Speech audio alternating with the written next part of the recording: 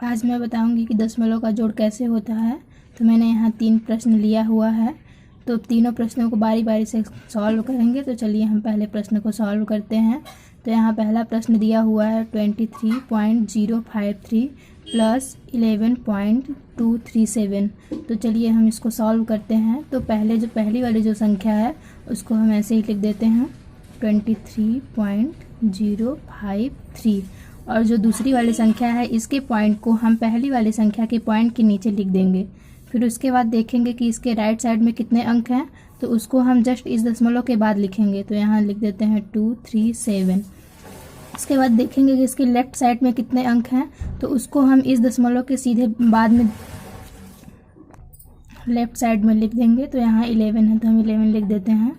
यहाँ हम लगाएंगे प्लस का चिन्ह। अब इसको ऐड करेंगे, तो इसको हम ऐड उसी तरीके से जिस तरीके से सिंपल ऐड होता है उसी तरीके से जोड़ते हैं। तो चलिए इसको हम जोड़ते हैं।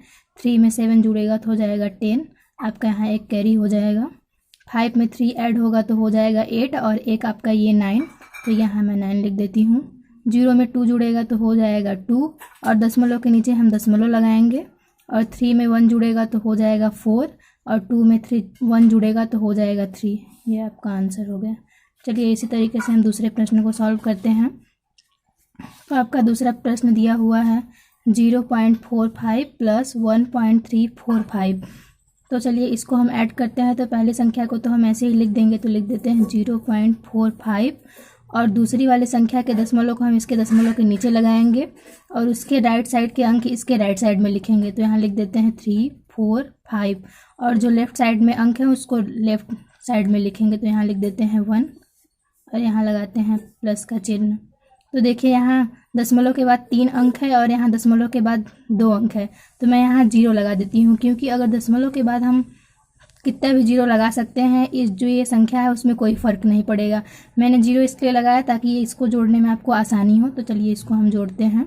तो 0 में 5 जुड़ेगा तो हो जाएगा 5, 5 में 4 जुड़ेगा तो हो जाएगा 9, 4 में 3 जुड़ेगा तो हो जाएगा 7, दशमलव के सामने हम दशमलव लगा देंगे।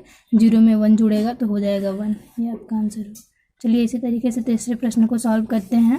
तो तीसरा प्रश्न दिया हुआ है 4.57 प्लस 12.008। तो चलिए हम पहले वाले को तो सेम लिख देंगे, तो लिख देते हैं 4.57। अब दशमलव के नीचे दशमलव लगाएंगे, और दशमलव के राइट वाले साइड अंक को यहाँ के राइट साइड लिखेंगे। तो लिख देते हैं 008। उसके बाद लेफ्ट साइड में जितने अंक हैं इस दशमलव के लेफ्ट साइड में लिखेंगे। तो यहाँ लिख देते हैं 21।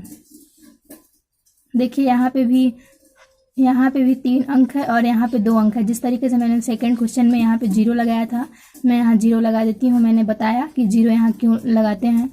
0 लगाने से कोई फ़र्क नहीं पड़ता है, तो हम दशमलव के बाद कोई भी कितने भी 0 लगा सकते हैं। तो चलिए इसको हम जोड़ते हैं।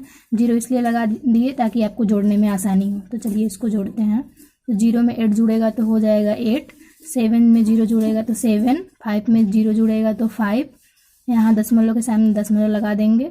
4 में 2 जुड़ेगा तो हो जाएगा 6, और ये आपका हो जाएगा 1। ये आपका आंसर हो गया।